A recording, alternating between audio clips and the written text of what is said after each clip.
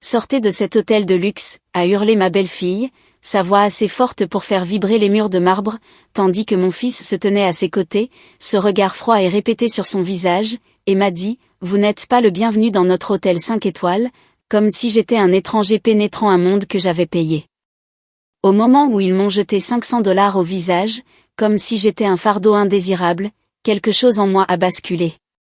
Je suis resté silencieux assez longtemps pour qu'ils croient avoir gagné, puis j'ai simplement pris mon téléphone, souri et dit, la sécurité a révoqué l'accès VIP de la famille Carlton.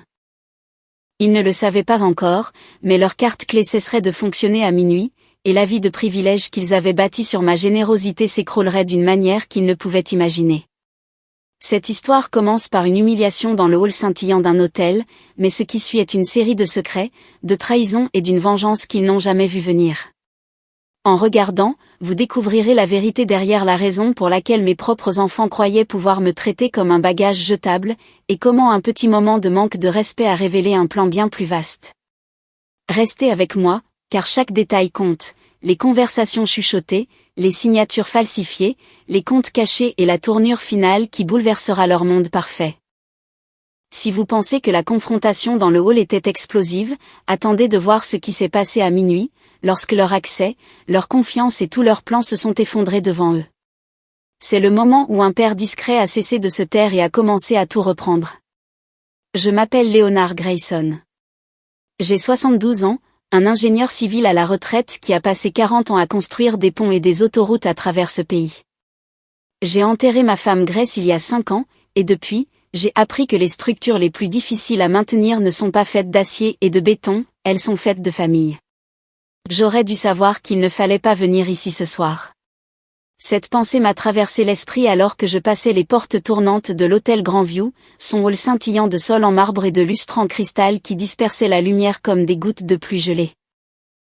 Mais l'espoir est une chose tenace, surtout pour un père qui se souvient encore d'avoir appris à son fils à faire du vélo, qui se souvient d'être resté éveillé toute la nuit lorsque ce même fils avait de la fièvre, qui se souvient d'avoir vendu sa maison familiale pour payer les études universitaires de ce garçon.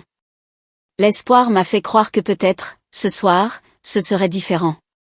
Peut-être Adrian me sourirait-il en me voyant.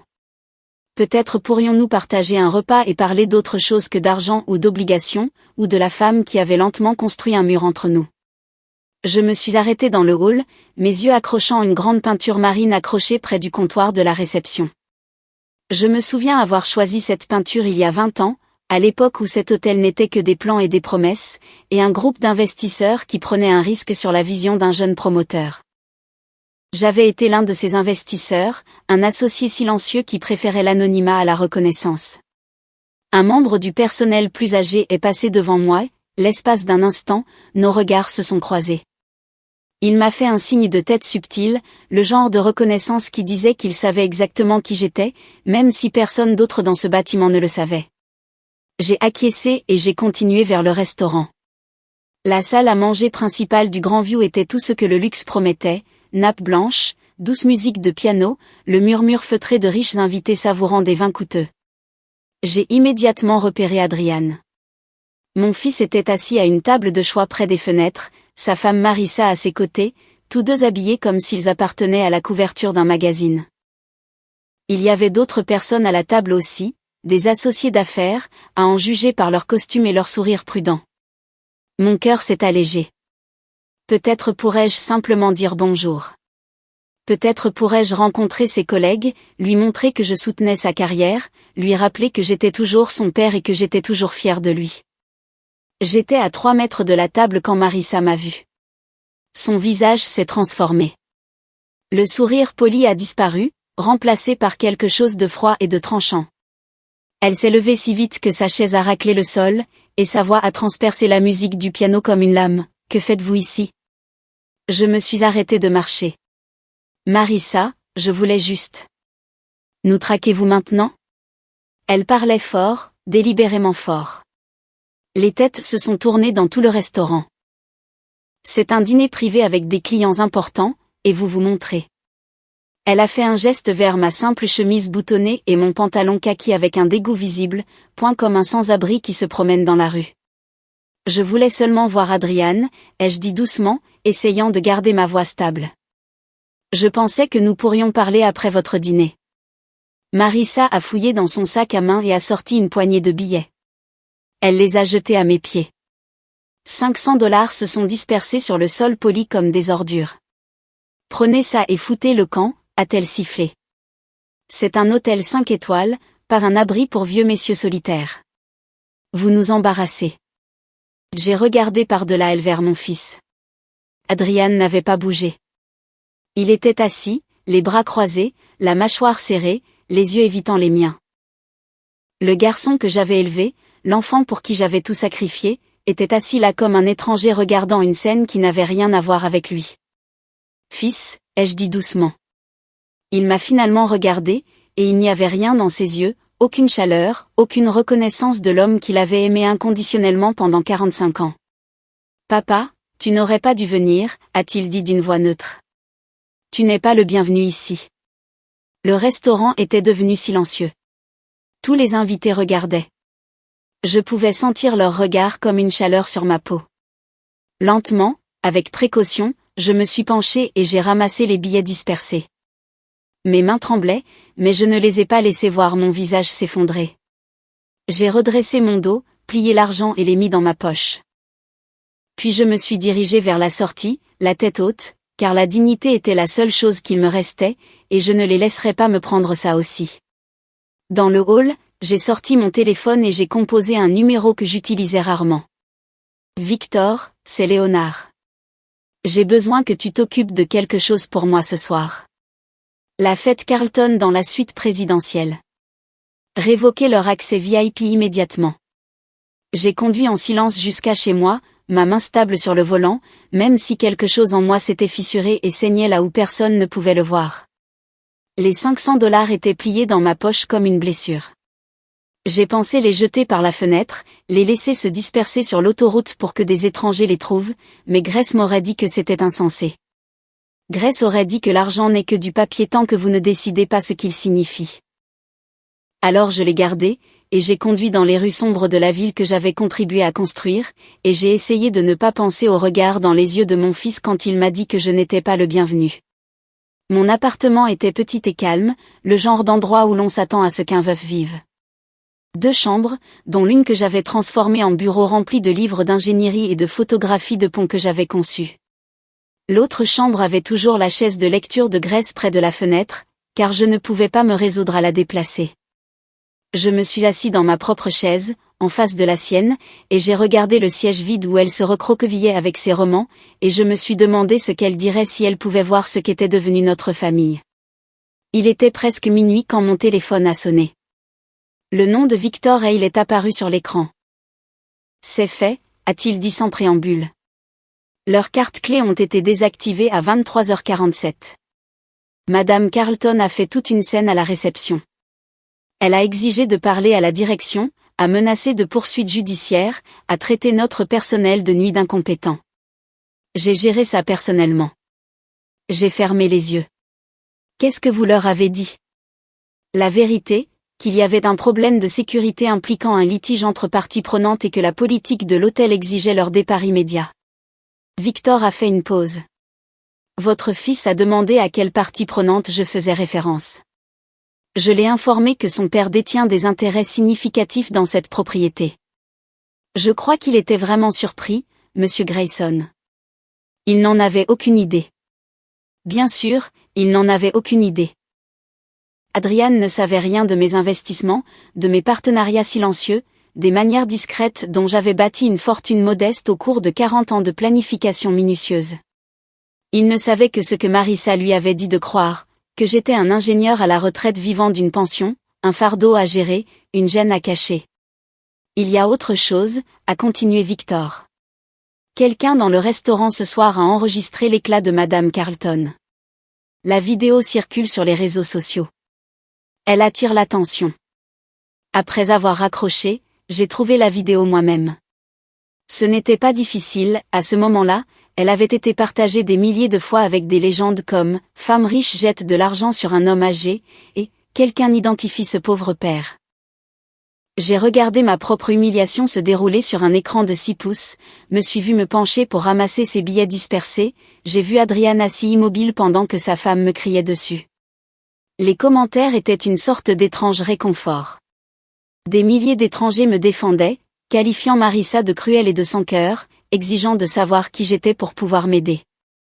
Un commentaire disait « Cet homme a plus de dignité dans son petit doigt que cette femme dans tout son corps ». Un autre disait « J'espère qu'il est quelqu'un d'important et qu'elle vient de se détruire ». Je me suis demandé si Marissa avait déjà vu la vidéo. Je me suis demandé si elle comprenait qu'Internet n'oublie jamais, que son image parfaitement soignée était maintenant à jamais souillée par 60 secondes de cruauté enregistrée. Je me suis demandé si Adrian lisait aussi ses commentaires, voyant son père à travers les yeux d'étrangers qui reconnaissaient ce qu'il avait en quelque sorte oublié, que j'étais un être humain qui méritait un respect élémentaire. J'ai posé mon téléphone et j'ai pris une photo sur la table d'appoint. Grace me souriait derrière la vitre, ses yeux brillants de la chaleur qui m'avait soutenue pendant 43 ans de mariage. Elle m'avait prévenu à propos de Marissa, pas directement, car Grace était trop gentille pour des accusations, mais de petites manières, un regard inquiet lorsque Marissa m'interrompait au dîner, une main douce sur mon bras quand Adrian annulait une autre visite, un commentaire discret tard dans la nuit. J'ai peur qu'elle ne nous l'enlève, Léonard. Je ne sais pas comment l'arrêter. J'aurais dû l'écouter. J'aurais dû me battre plus fort pendant que Grace était encore en vie pour se battre à mes côtés. Mais j'avais cru que l'amour était suffisant, qu'Adrian finirait par voir la vérité, que les liens familiaux ne pouvaient être brisés par une femme ambitieuse douée pour la manipulation. J'avais eu tort sur beaucoup de choses, mais pas sur tout. J'avais encore des ressources, j'avais encore des alliés, et j'avais encore le temps de montrer à mon fils qui était vraiment son père. Mon téléphone a vibré avec un SMS d'un numéro que je ne reconnaissais pas. Je l'ai ouvert et j'ai lu les mots 2 fois avant que leur signification ne s'ancre dans mon esprit. Monsieur Grayson, mon père a toujours dit que vous aviez sauvé notre famille. Maintenant, c'est mon tour. VH. Victor Hale. J'ai fixé les initiales, cherchant dans ma mémoire une connexion que je ne pouvais pas tout à fait saisir. Victor avait la quarantaine, ce qui signifiait que son père aurait été mon contemporain, un collègue peut-être, ou un client de mes années d'ingénierie. Le nom Hale remua quelque chose au fond de mon esprit, un faible écho d'une histoire que j'avais presque oubliée, mais les détails ne venaient pas, et mes yeux étaient trop fatigués pour continuer à chercher. J'ai regardé la photo de Grace une fois de plus. « Que as-tu mis en marche, mon amour » ai-je chuchoté à son sourire silencieux. « Quoi d'autre as-tu préparé que je ne sais pas encore ?» La photo n'offrait aucune réponse, mais quelque part dans cette ville, Victor Hale veillait sur moi pour des raisons que je ne comprenais pas encore, et quelque part dans un hôtel où il ne pouvait plus entrer, mon fils et sa femme apprenaient que le vieil homme qu'ils avaient humilié n'était pas aussi impuissant qu'ils le croyaient. J'ai éteint les lumières et me suis assis dans l'obscurité, attendant que le matin apporte ce qui viendrait ensuite. Le sommeil ne vint pas cette nuit-là. Je suis resté assis sur ma chaise jusqu'à ce que la première lumière grise de l'aube se glisse à travers les rideaux, mon esprit remuant des souvenirs que j'avais essayé d'enterrer pendant des années. Le message de Victor Hale brillait dans mes pensées comme une braise qui ne voulait pas s'éteindre. Son père avait dit que j'avais sauvé leur famille, mais je ne me souvenais pas avoir sauvé qui que ce soit. Je me souvenais à peine de m'être sauvé moi-même pendant ces longues années où la survie signifiait travailler jusqu'à ce que mes os soient douloureux et mes mains tremblent d'épuisement, tout en regardant ma femme mener une bataille qu'aucun de nous ne pouvait gagner. Grace avait 32 ans lorsque les médecins l'ont découverte, une maladie auto-immune chronique qui nécessiterait des années de traitement, de médicaments, de spécialistes et de séjours à l'hôpital. Adrian n'avait que 10 ans, trop jeune pour comprendre pourquoi sa mère passait des semaines entières dans des chambres stériles connectées à des machines, trop jeune pour savoir que son père était noyé sous les factures médicales qui augmentaient plus vite qu'aucun salaire ne pouvait les égaler. Je travaillais alors comme ingénieur civil, concevant des autoroutes pour le département des transports de l'État. Un bon travail, un salaire stable, mais loin d'être suffisant pour ce à quoi nous étions confrontés. Alors j'ai pris un deuxième emploi de gardien de nuit dans un entrepôt de l'autre côté de la ville. Je finissais mon quart d'ingénierie à 17h, rentrais à la maison pour préparer le dîner d'Adrian, l'aidais avec ses devoirs, le couchais, puis conduisais à l'entrepôt pour parcourir des couloirs vides jusqu'à l'aube. 4 heures de sommeil si j'avais de la chance, puis je recommençais tout. Pendant 8 ans, j'ai vécu comme ça. 8 ans à regarder ma femme souffrir et mon fils grandir par fragments entre mes quarts. J'ai vendu notre maison, la coloniale de 3 chambres où Adrian avait fait ses premiers pas, où Grace et moi avions planté des roses dans le jardin, où nous avions rêvé de vieillir ensemble, et nous avons emménagé dans un petit appartement pour que je puisse utiliser l'équité pour ses traitements et le fonds universitaire d'Adrian. Je me disais que c'était temporaire. Je me disais que les choses iraient mieux. Et finalement, elles l'ont fait. L'état de Grace s'est stabilisé. Adrian a obtenu son diplôme de fin d'études secondaires, puis de l'université, puis d'une école de commerce. Il est devenu un homme à succès, confiant, tout ce pourquoi j'avais sacrifié. Et il était reconnaissant. C'est ce dont j'ai besoin de me souvenir maintenant, quand l'amertume menace de me consumer. Avant Marissa, Adrian était reconnaissant. Il venait chaque dimanche, appelait tous les soirs juste pour prendre des nouvelles, envoyait des cartes pour la fête des pères avec des notes manuscrites qui disaient des choses comme « Je sais ce que tu as sacrifié pour moi, papa. Je n'oublierai jamais ». Il ramenait des petites amies à la maison pour nous les présenter, me demandait des conseils sur ses décisions de carrière, m'aidait à déplacer des meubles lorsque la mobilité de Grace déclinait. Il était mon fils et j'étais son père, et le lien entre nous semblait incassable. Puis il a rencontré Marissa en 2005. Elle était belle, ambitieuse, raffinée d'une manière qui a mis Grace mal à l'aise dès la première présentation. J'ai balayé les inquiétudes de ma femme comme de la protectivité maternelle. Marissa venait de l'argent, avait des relations, parlait 3 langues et regardait Adrian comme s'il était le centre de son univers. Quel père ne voudrait pas ça pour son fils? Ils se sont mariés en 1 an, un mariage somptueux que la famille de Marissa a payé, car je ne pouvais certainement pas me le permettre. Je me tenais dans mon smoking de location et regardais mon fils promettre d'aimer cette femme pour toujours, et je croyais que son bonheur était tout ce qui importait. Les changements sont venus lentement. Les visites hebdomadaires sont devenues mensuelles. Les appels quotidiens sont devenus hebdomadaires, puis bi-hebdomadaires, puis seulement quand Adrian avait besoin de quelque chose.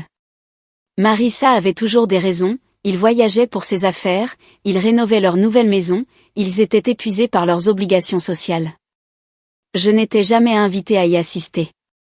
Grace s'asseyait près du téléphone les dimanches soirs, attendant un appel qui venait rarement, et je voyais la blessure dans ses yeux qu'elle essayait si fort de me cacher. Il est occupé à construire sa vie, lui disais-je. Il reviendra vers nous quand les choses se calmeront. Mais les choses ne se sont jamais calmées. La distance n'a fait que grandir, et au moment où Grace est décédée il y a 5 ans, Adrian était devenu un étranger qui a envoyé des fleurs à ses funérailles mais n'a pas trouvé le temps de m'aider à trier ses affaires. Je me suis rendue au cimetière ce dimanche matin, comme je le faisais chaque semaine, peu importe le temps, ma santé ou le peu de sommeil que j'avais eu. La pierre tombale de Grace était simple, en granit gris, exactement comme elle le voulait. Je me suis agenouillée sur l'herbe et lui ai tout raconté, l'hôtel, l'argent jeté à mes pieds, la froideur dans les yeux d'Adrian, la vidéo qui circulait probablement encore en ligne. Tu t'es toujours inquiété pour Marissa, ai-je murmuré aux lettres gravées de son nom. Tu as vu quelque chose que je refusais de voir. Je suis désolée de ne pas avoir écouté. Je suis désolée de l'avoir laissé nous l'enlever.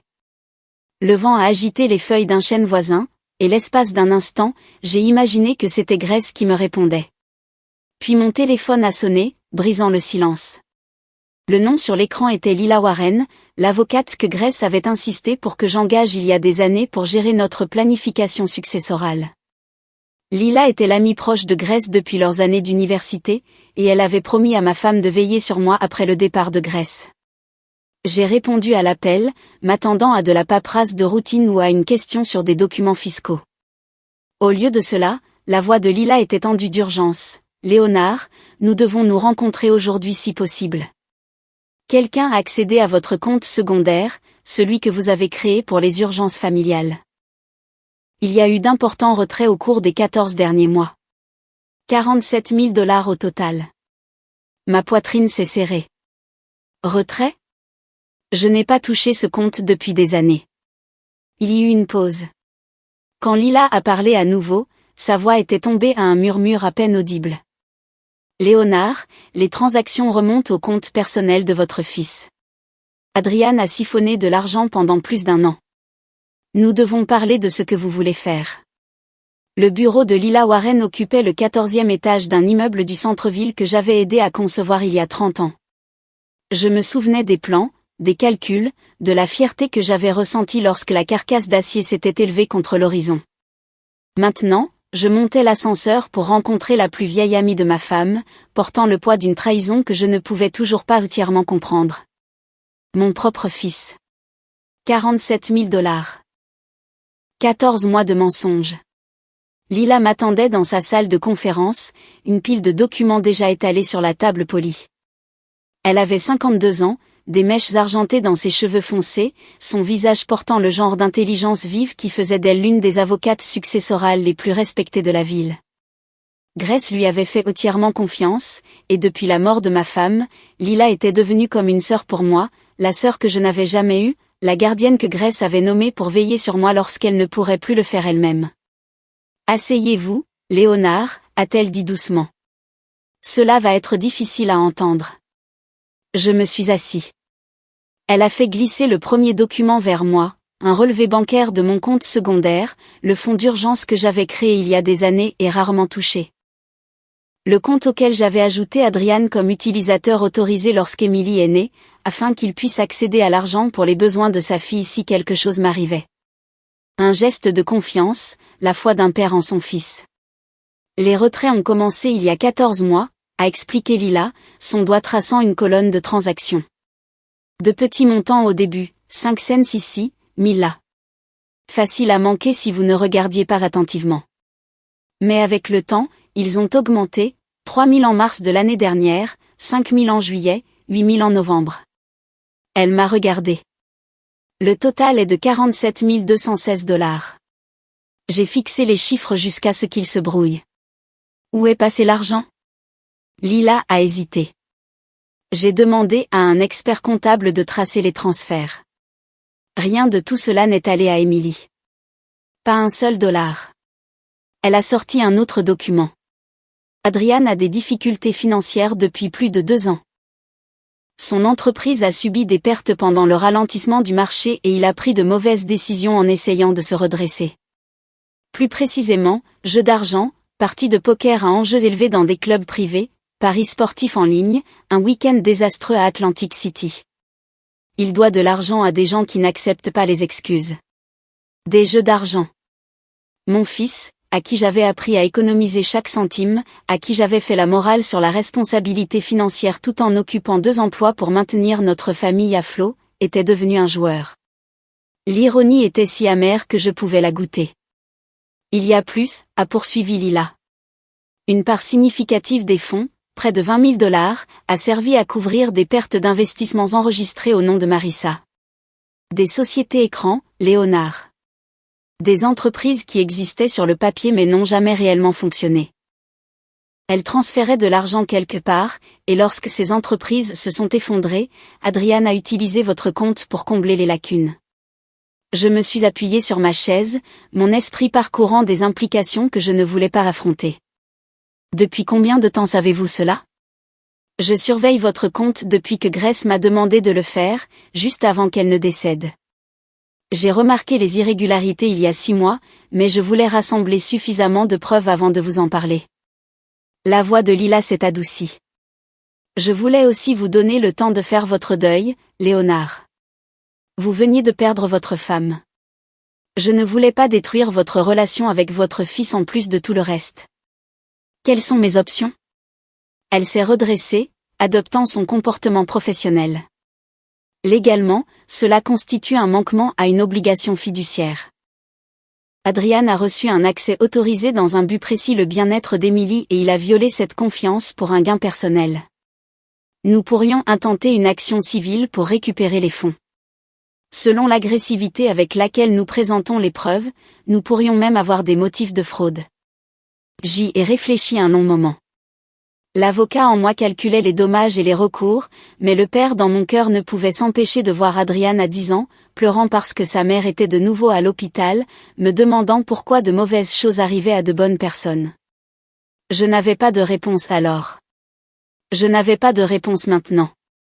Pas encore, ai-je finalement dit. J'ai besoin de comprendre l'ampleur de cela. Préparer la documentation, mais n'agissez pas. Je veux tout savoir avant de décider quoi que ce soit. Lila a acquiescé, non surprise. Elle me connaissait suffisamment bien pour s'attendre à la prudence plutôt qu'à l'impulsivité. Il y a autre chose que je pense que vous devriez savoir. Quelque chose que j'ai découvert en enquêtant sur les sociétés écrans de Marissa. Ce que vous m'avez demandé de chercher il y a des années sur ses antécédents, je n'avais pas trouvé grand-chose à l'époque. Sa famille était discrète et elle avait effacé la plupart de son histoire des registres publics. Mais ces irrégularités financières m'ont donné de nouvelles pistes à suivre. Lila a fait une pause, choisissant ses mots avec soin. Son père est toujours en vie, Léonard. Son nom est Thomas Harris. Il a 78 ans et vit dans une maison de retraite dans le Vermont. Il y est depuis 14 ans. L'information a atterri comme une pierre dans une eau calme, envoyant des ondulations que je ne pouvais pas encore tracer. 14 ans. Marissa a dit à Adrian que son père était mort avant la naissance d'Emily. Elle a menti. Thomas Harris est bien vivant, bien que, d'après ce que j'ai appris, il pourrait tout aussi bien être mort pour elle. Marissa a obtenu une procuration unique sur ses actifs peu après le décès de sa mère. En 6 mois, elle a vendu sa maison, liquidé ses investissements et l'a placé dans un établissement de soins de longue durée à 300 miles de toute personne qui le connaissait. L'expression de Lila s'est durcie. Ses anciens voisins ont dit à mon enquêteur que Thomas était en bonne santé quand elle l'a déménagé. Pas sénile, pas incapable, juste vieux et seul et faisant confiance à sa fille pour prendre soin de lui. J'ai senti quelque chose de froid s'installer dans ma poitrine. Elle l'a fait pour l'argent. Elle l'a fait pour le contrôle. L'argent n'était qu'un bonus. Lila s'est penchée en avant. Léonard, je vous dis cela parce que je vois un schéma. Marissa a isolé son père, lui a pris tout ce qu'il avait et l'a effacé de sa vie. Elle vous isole d'Adrian depuis près de 20 ans, et maintenant elle accède à vos finances par l'intermédiaire de votre fils. Elle a maintenu mon regard. Je pense que vous devez envisager la possibilité que ce qu'elle a fait à son père, elle prévoit de le faire à vous. J'ai quitté le bureau de Lila avec un dossier de documents et un cœur rempli de questions auxquelles je n'étais pas prêt à répondre. L'ascenseur a descendu 14 étages, et à chaque numéro qui passait, je sentais le monde que je croyais comprendre s'écrouler autour de moi. Mon fils était un voleur, ma belle-fille était bien pire, et quelque part dans le Vermont, un vieil homme était oublié dans une maison de retraite, abandonné par la même femme qui me tournait maintenant autour comme un prédateur guettant la faiblesse. Mon téléphone a sonné alors que je marchais sur le trottoir. Le nom sur l'écran m'a coupé le souffle, Emily. Grand-père ? Sa voix était faible, effrayée. Puis-je venir vous voir demain ? J'ai trouvé quelque chose. Quelque chose à propos de maman. Elle a fait une pause et je l'ai entendue déglutir difficilement. Je pense que vous devez le voir avant qu'il ne soit trop tard. Emily est arrivée à mon appartement l'après-midi suivant, ses mains serrant un petit sac à dos comme s'il contenait quelque chose de précieux et de dangereux. Elle n'avait que 16 ans, mais la fille qui se tenait à ma porte semblait plus âgée, son jeune visage portant des ombres qui n'auraient pas dû être là. Je me souvenais d'elle bébé, me souvenais de la première fois qu'Adrian l'avait placée dans mes bras, me souvenais de la façon dont ses petits doigts s'étaient enroulés autour de mon pouce et s'étaient accrochés comme si elle savait déjà que certaines personnes dans ce monde pouvaient être dignes de confiance et d'autres non. Entre, ma chérie, ai-je dit en m'écartant pour la laisser passer. Elle est entrée dans mon salon avec l'énergie nerveuse de quelqu'un qui portait un lourd secret depuis trop longtemps. Ses yeux ont balayé l'appartement, s'attardant sur la photographie de Grace qui était sur la cheminée avant qu'elle ne s'installe finalement sur le bord du canapé. Je me suis assis en face d'elle et j'ai attendu. Quoi qu'elle soit venue me dire, elle devait trouver ses propres mots. Je suis désolée, grand-père, a-t-elle commencé, sa voix à peine plus qu'un murmure. Pour ce qui s'est passé à l'hôtel. Pour la façon dont maman vous a traité. Pour papa, assis là sans rien faire. Ses mains se tordaient sur ses genoux. Je voulais dire quelque chose. Je voulais me lever et dire à tout le monde que vous n'êtes pas ce qu'elle vous a fait passer pour. Mais j'avais peur. J'ai toujours peur autour d'elle. Tu n'as pas besoin de t'excuser pour tes parents, Emily. Oui, je dois le faire. Parce qu'ils ne le feront pas, elle m'a regardée et j'ai vu quelque chose de féroce brûler derrière la peur dans ses yeux. Je ne suis pas stupide, grand-père. Je sais ce qu'elle est. Je le sais depuis longtemps. Je me suis penchée en avant. Que veux-tu dire? Je la surveille depuis plus d'1 an maintenant. J'écoute quand elle pense que je ne fais pas attention. Je regarde les choses qu'elle laisse traîner. Émilie a fouillé dans son sac à dos et en a sorti une petite clé USB, me la tendant comme une offrande. J'ai commencé à tout enregistrer ce que je trouvais, capture d'écran, photos de documents, enregistrements. J'ai pris la clé, la faisant tourner entre mes doigts. Une si petite chose pour contenir tant de destruction potentielle. Qu'y a-t-il là-dessus? Des emails entre maman et un avocat. Ils ont discuté des options pour vous placer en maison de retraite. Elle appelle ça placement en soins pour personnes âgées, mais j'ai lu ce qu'ils ont écrit, grand-père. Elle essaie de trouver comment prendre le contrôle de votre argent en prétendant que vous avez de la démence. La voix d'Émilie s'est brisée. Vous n'avez pas de démence. Vous êtes la personne la plus vive que je connaisse. Les mots m'ont frappé comme un coup physique, même si Lila m'avait déjà prévenu que cela pourrait arriver. L'entendre de ma petite fille, voir les preuves qu'elle avait risqué tant de choses pour les recueillir, rendait la chose réelle d'une manière que je ne pouvais pas nier. Il y a plus, a continué Émilie. Des SMS entre maman et quelqu'un que je ne connais pas. Elle parle de papa comme d'un outil qu'elle utilise. Elle l'a traité d'inutile. Elle a dit qu'elle n'avait besoin de lui que. Émilie a fait une pause, déglutissant difficilement, point jusqu'à ce qu'il sécurise les biens du vieil homme. C'est vous, grand-père. Elle planifie ça depuis des années. J'ai posé la clé USB sur la table entre nous, mon esprit parcourant les implications de tout ce qu'elle me disait. Émilie, pourquoi ne m'as-tu pas dit plus tôt? Parce que j'avais peur que vous ne me croyiez pas. Parce que j'avais peur de ce qu'elle ferait si elle le découvrait. Les larmes coulaient sur ses joues, et soudain, elle n'était plus une jeune femme courageuse recueillant des preuves contre sa propre mère, elle était juste une enfant submergée par une vérité trop lourde pour quiconque de son âge la porte seule. Et parce que j'ai trouvé autre chose. Quelque chose qui m'a fait réaliser que ce n'est pas seulement une question d'argent. Elle a fouillé à nouveau dans son sac à dos et en a sorti une photographie, ses bords usés par la manipulation. Elle me l'a tendue et je me suis retrouvée à regarder un homme que je ne reconnaissais pas, âgé, aux cheveux blancs, souriant à l'appareil photo avec un gâteau d'anniversaire devant lui. La date au coin indiquait juin 2009. C'est Thomas Harris, a dit Émilie. Le père de maman. Mon autre grand-père. Elle a croisé mon regard. Maman m'a dit qu'il était mort avant ma naissance. Mais cette photo date de 2009, grand-père. J'avais déjà 1 an. Elle a menti sur sa mort. J'ai fixé la photographie, me souvenant de ce que Lila m'avait dit la veille. Thomas Harris, vivant dans une maison de retraite du Vermont, abandonné par sa fille il y a 14 ans. Émilie avait découvert la même vérité par sa propre enquête, et l'horreur de cela était écrite sur son visage. Je pense qu'elle lui a fait quelque chose, a chuchoté Émilie. Je pense qu'elle s'est débarrassée de lui pour pouvoir prendre tout ce qu'il avait.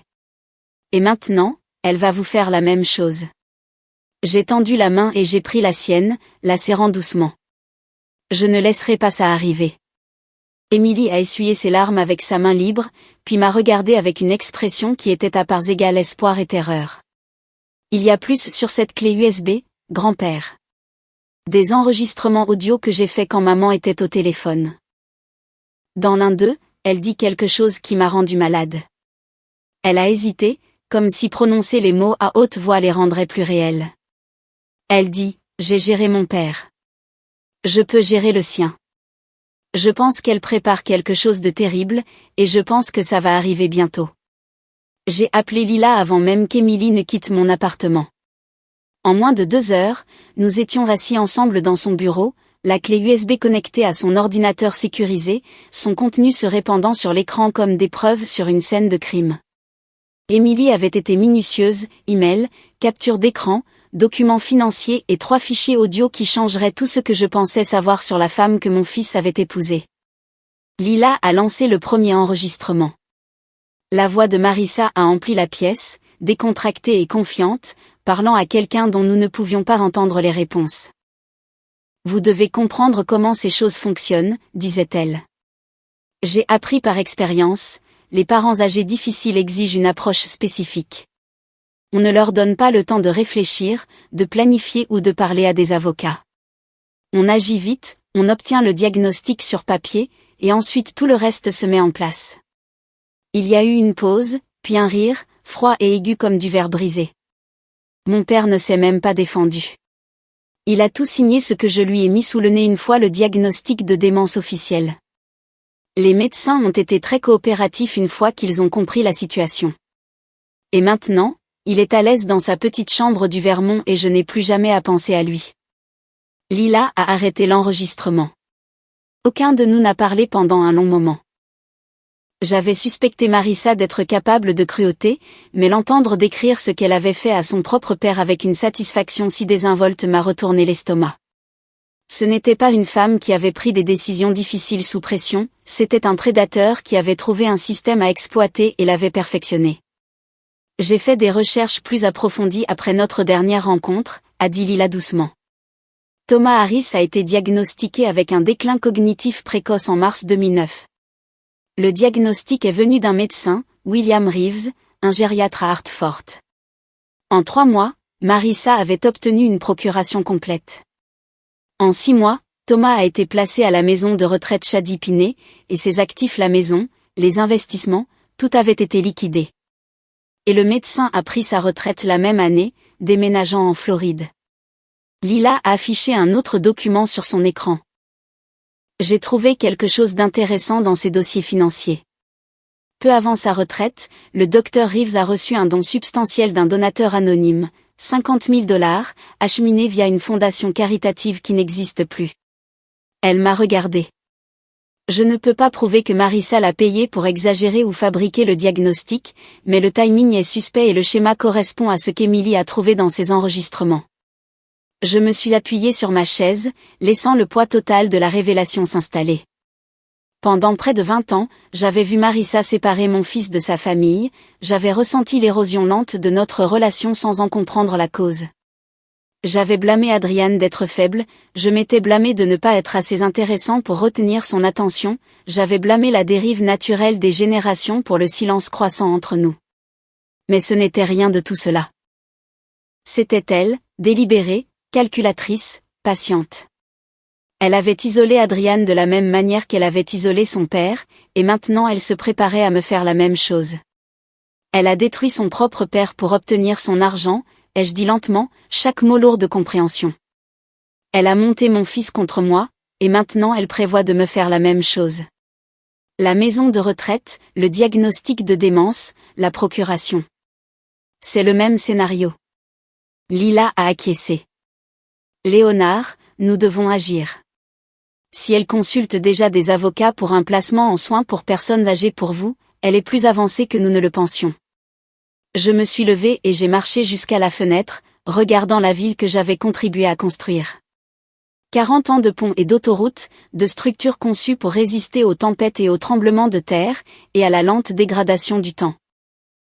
J'avais passé ma vie à créer des choses qui me survivraient. Je ne laisserai pas Marissa démolir tout ce qu'il me restait. Grace savait, ai-je dit doucement. Elle a essayé de me prévenir pendant des années, mais je ne voulais pas croire que mon fils avait épousé un monstre. Je continuais à trouver des excuses, j'espérais que les choses s'amélioreraient. Je me suis retournée vers Lila. Avant de mourir, Grace m'a fait promettre que si les choses tournaient mal, je me protégerais. Je pense qu'il est temps que je tienne cette promesse.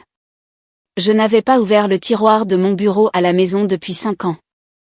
Je n'avais pas été prêt à affronter ce que Grace avait laissé derrière elle. Mais ce soir-là, seul dans mon appartement, j'ai finalement sorti l'enveloppe en papier manille qui m'attendait depuis sa mort.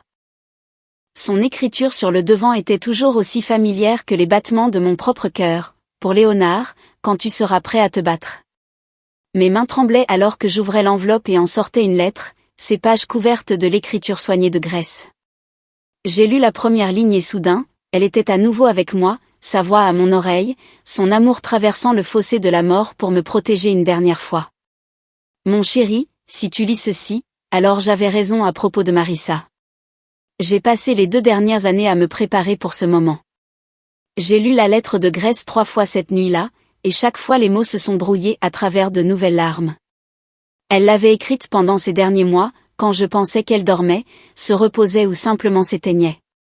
Je pensais la protéger du stress. Je n'avais jamais imaginé qu'elle me protégeait. Mon cher Léonard, écrivait-elle, si tu lis ceci, alors j'avais raison à propos de Marissa, et je suis tellement désolée de ne pas pouvoir être là pour me battre à tes côtés. Je l'ai observé pendant des années maintenant, je l'ai vu construire lentement des murs entre toi et Adriane, je l'ai vu isoler notre fils de tous ceux qu'il aimait avant qu'elle n'arrive.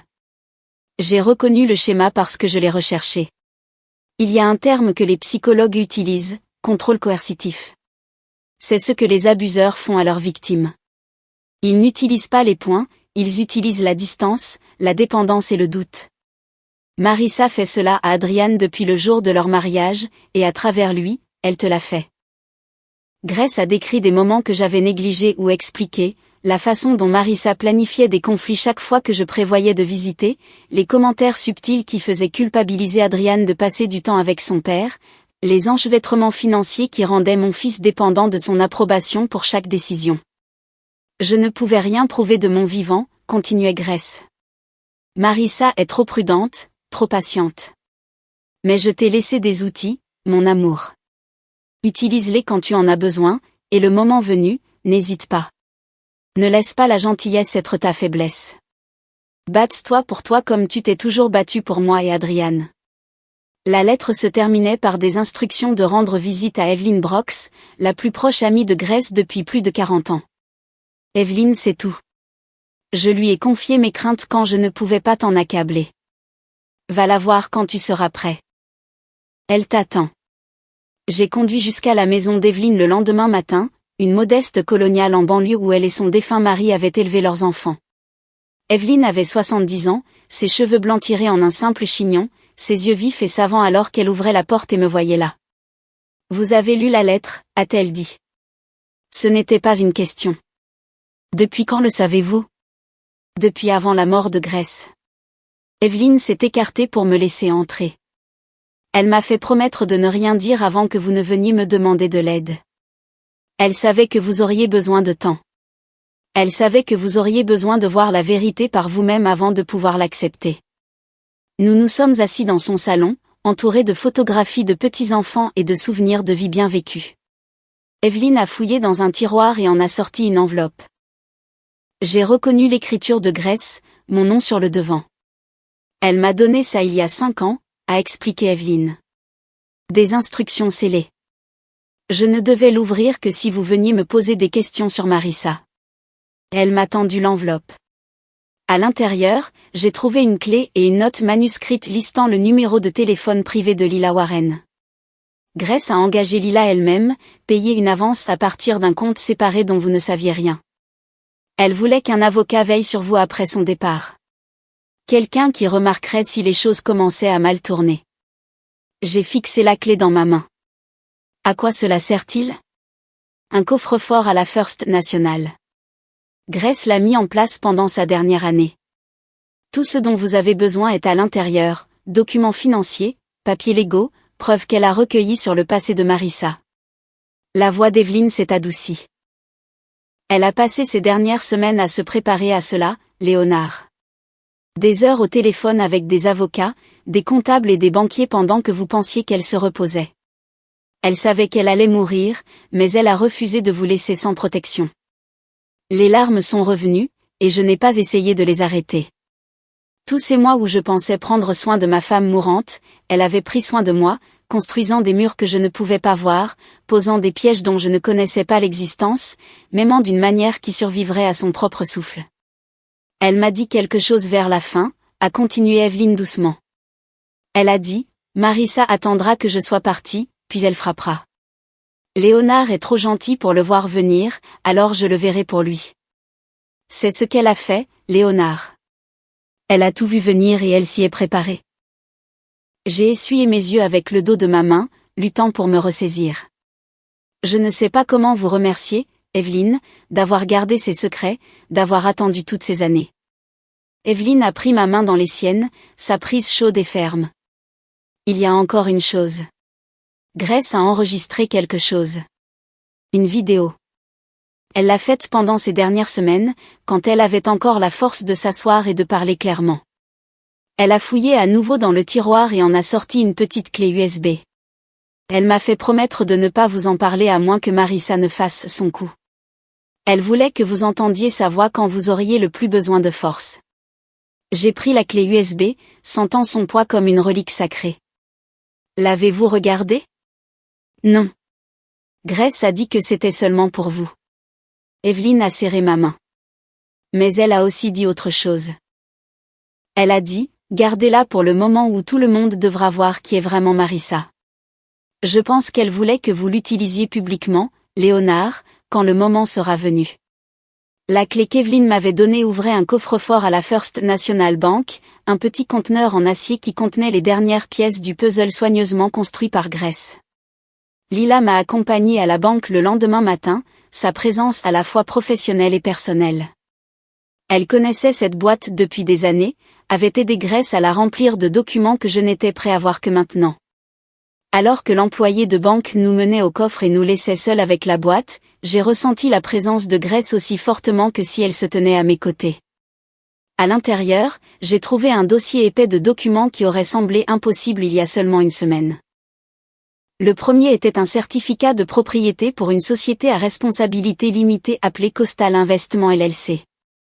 Selon les documents, je détenais une participation de 15% dans la chaîne hôtelière Grandview, la même chaîne qui exploitait l'hôtel où Marissa m'avait jeté de l'argent au visage.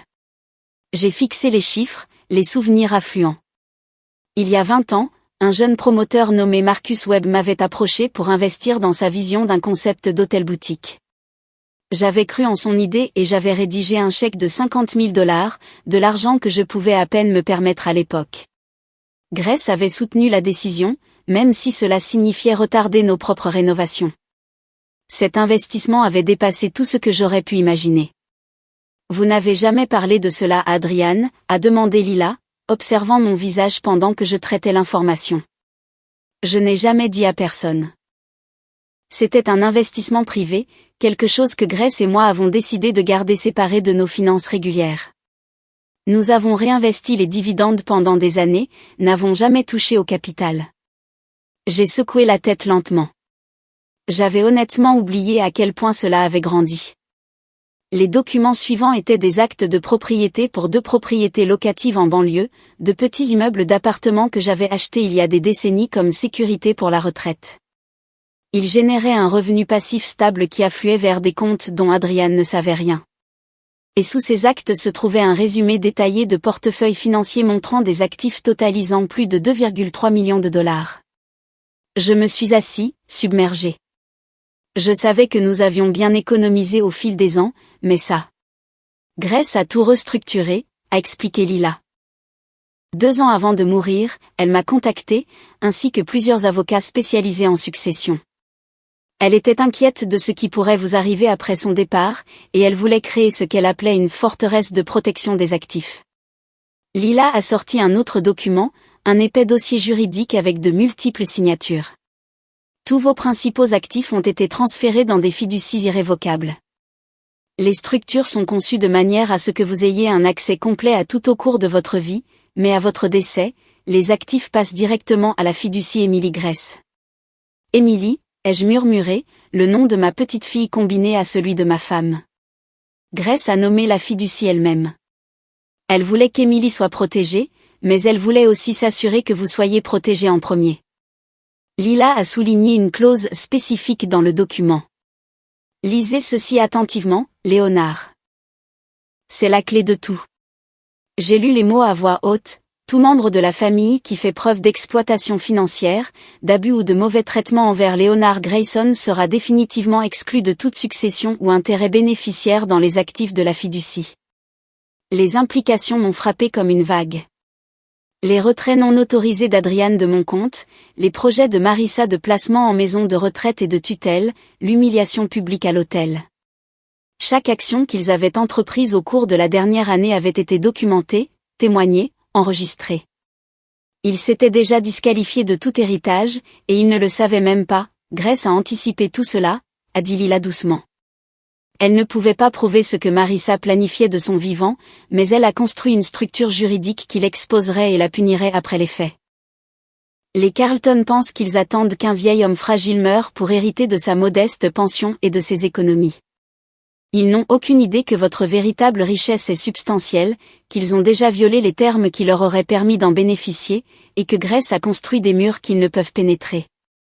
J'ai fermé les yeux et j'ai laissé échapper un souffle que j'avais retenu pendant ce qui m'a semblé des années. Pendant tout ce temps, je m'étais senti impuissant. Pendant tout ce temps, j'avais cru être seul contre des forces que je ne pouvais combattre. Mais Grace s'était battue pour moi d'outre-tombe, utilisant les seules armes disponibles aux mourants, la prévoyance, la planification et un amour inébranlable qui refusait de laisser la mort être la fin de sa protection. Grace, femme brillante, ai-je murmuré. Tu as toujours 3 coups d'avance sur tout le monde. Lila a commencé à rassembler les documents pour les ramener à son bureau en lieu sûr, quand son téléphone a sonné. Elle a jeté un coup d'œil à l'écran, a froncé les sourcils et a répondu. J'ai vu son expression passer de la curiosité à la surprise, à quelque chose que je ne pouvais pas tout à fait lire. Je comprends, a-t-elle dit finalement. Je le lui ferai savoir. Elle a mis fin à l'appel et s'est tournée vers moi avec un regard étrange dans les yeux. C'était Victor Hale, le directeur général de l'hôtel Grandview. Je me souviens. Que voulait-il ? Il veut vous rencontrer en privé. Il dit qu'il a des informations sur les Carlton que nous devons entendre. Des informations qu'il rassemble depuis un certain temps. Lila a fait une pause, son front plissé. Et Léonard, il a dit autre chose. Il a dit que le nom de son père était Raymond Hale. Elle a observé mon visage attentivement. Cela signifie-t-il quelque chose pour vous ? Raymond Hale. Le nom a résonné à travers des décennies de souvenirs, me ramenant à une époque que j'avais presque oubliée. Un collègue, un ami, un homme dont la famille avait fait face à la ruine jusqu'à ce que quelqu'un intervienne discrètement. Oui, ai-je dit lentement. Cela signifie tout. Victor Hale m'attendait déjà lorsque je suis arrivée à un petit café à 3 pâtés de maison de mon appartement. Il avait choisi un box de coin, loin des fenêtres, suffisamment privé pour la conversation que nous devions avoir. Je l'ai observé en m'approchant, la quarantaine, posé, professionnel, mais avec quelque chose dans les yeux qui parlait de courants plus profonds sous la surface. Il s'est levé quand je suis arrivée à la table et m'a tendu la main avec un respect qui semblait presque révérencieux. Monsieur Grayson, merci de me rencontrer. Vous avez dit que votre père était Raymond Hale ? Je me suis assis en face de lui, cherchant sur son visage les traces de l'homme que j'avais connu il y a des décennies. Je n'ai pas entendu ce nom depuis 25 ans. Victor a hoché la tête lentement. Mon père parlait souvent de vous. Il disait que vous étiez l'homme le plus honorable qu'il ait jamais connu. Il a fait une pause, rassemblant ses pensées. Il y a 25 ans, l'entreprise de construction de mon père a fait faillite. De mauvais contrats, de pires partenaires, une récession qui a frappé au pire moment. Il faisait face à la faillite. Nous allions perdre notre maison, mes études universitaires, tout ce que mes parents avaient construit en 30 ans. Je me suis souvenu. Raymond avait été mon collègue au cabinet d'ingénierie, un homme qui rêvait de créer sa propre entreprise et qui a finalement sauté le pas. Quand les choses ont mal tourné, il est venu me voir, non pas pour de l'argent, mais pour des conseils. Il était trop fier pour demander de l'aide directement, mais je pouvais voir le désespoir dans ses yeux, le poids d'un homme qui voyait l'avenir de sa famille s'effondrer. Il ne m'a jamais rien demandé, ai-je dit doucement. Non. Il me l'a dit aussi. Il a dit que vous vous êtes simplement présenté un jour avec un chèque de 50 000 $. Vous lui avez dit que c'était un investissement dans son avenir, que vous croyiez en lui et que la seule condition était qu'il ne dise jamais à personne d'où venait l'argent. La voix de Victor s'est épaissie d'émotion. Cet argent nous a sauvés, monsieur Grayson. Mon père a reconstruit son entreprise. Il m'a fait faire des études. Il est mort il y a 3 ans, un homme à succès entouré de sa famille, en paix avec sa vie. Et avant de mourir, il m'a fait promettre une chose. Qu'est-ce que c'était ? Il a dit, si Léonard Grayson a un jour besoin d'aide, tu l'aides. Cet homme a sauvé notre famille quand personne d'autre ne le ferait. Tu lui dois une dette qui ne pourra jamais être entièrement remboursée.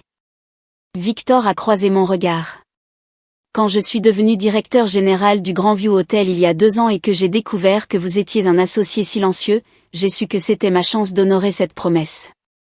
Je veille sur vous depuis. Quand j'ai remarqué le comportement de votre belle-fille, j'ai commencé à tout documenter. Je signale mes préoccupations à l'avocate Warren depuis 8 mois. Alors c'est ainsi que Lila avait été au courant des irrégularités du compte avant moi. Victor avait été ses yeux et ses oreilles, un ange gardien dont je n'avais jamais su l'existence, remboursant une gentillesse que j'avais presque oubliée.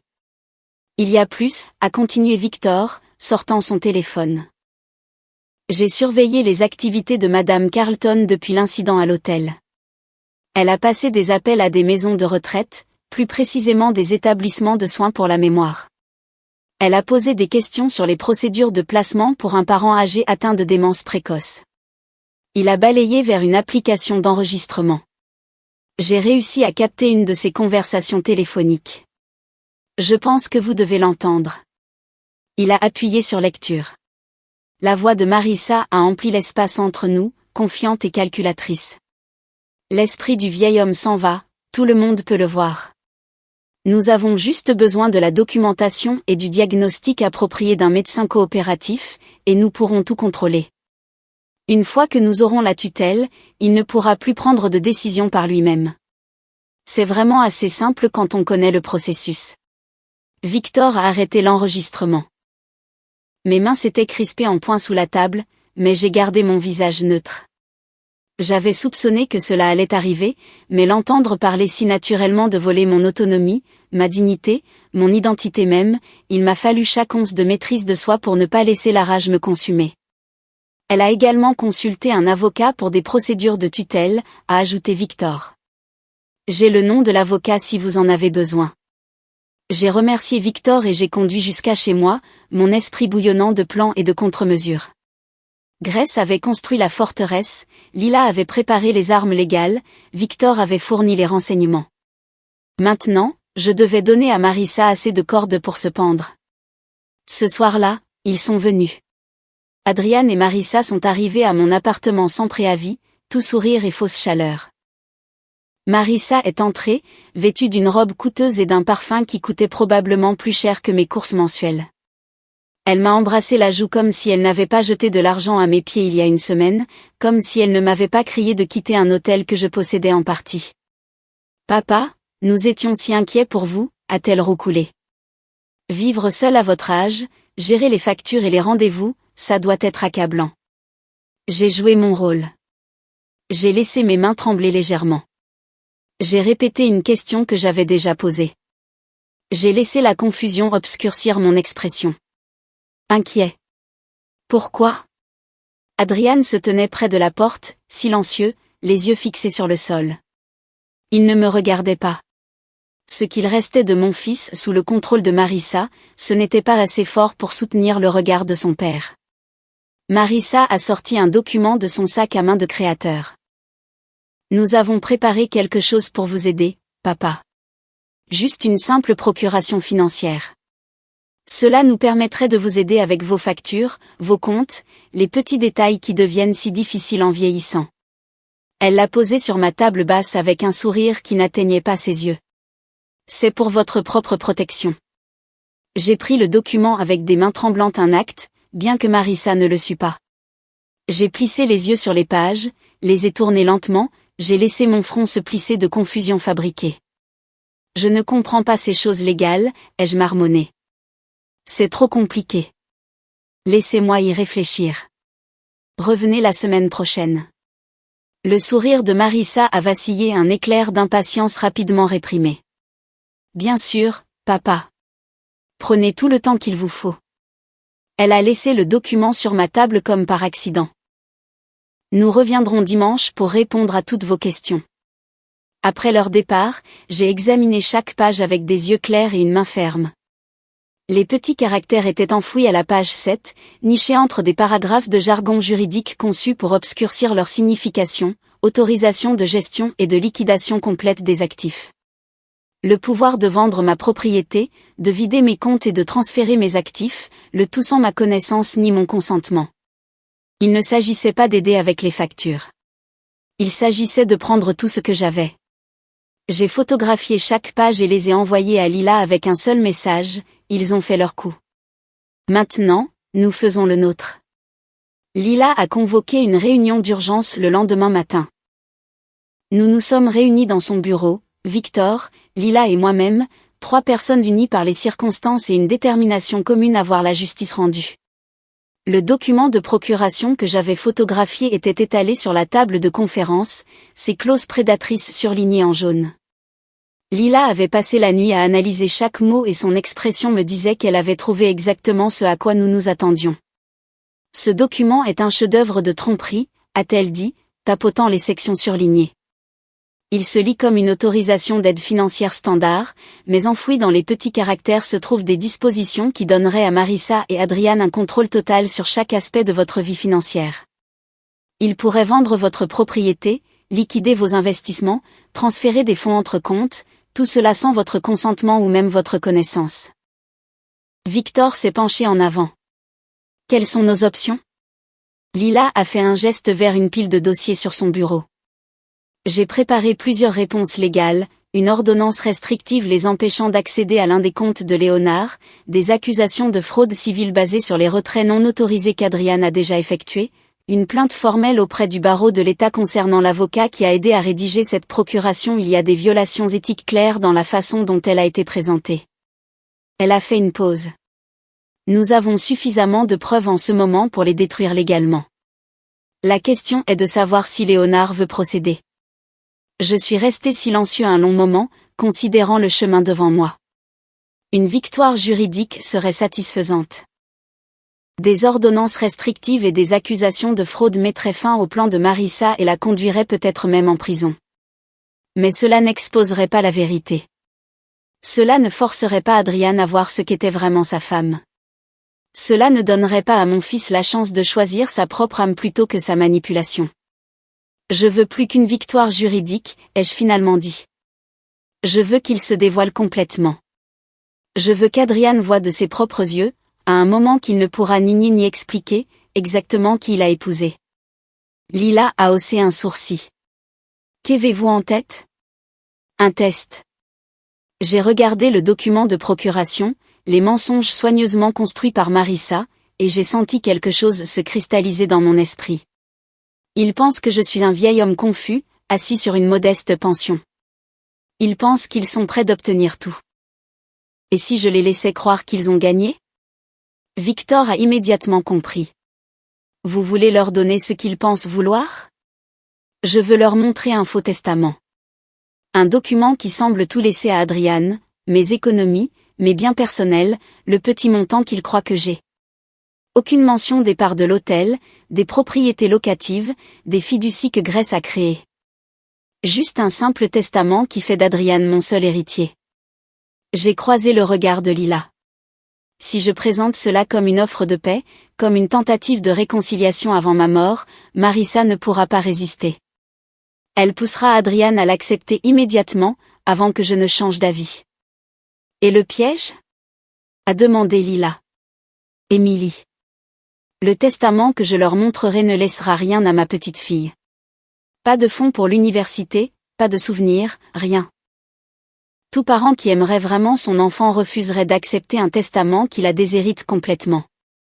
Mais s'il le signe avec enthousiasme, s'ils célèbrent le fait d'exclure leur propre fille de la succession de son grand-père. J'ai laissé l'implication planer dans l'air. Lila a hoché la tête lentement. Cela prouve qu'ils ne se soucient que de l'argent. C'est une preuve documentée de leur priorité. Elle tendait déjà la main vers un bloc-notes. Je peux rédiger quelque chose de convaincant. Nous le marquerons clairement comme projet de discussion pour éviter toute complication juridique. Il suggérera que vous laissez tout votre patrimoine à Adrian, sans mentionner les actifs qu'ils ne connaissent pas, ils verront ce qu'ils veulent voir, a ajouté Victor. La cupidité aveugle les gens à tout, sauf au prix qui est devant eux.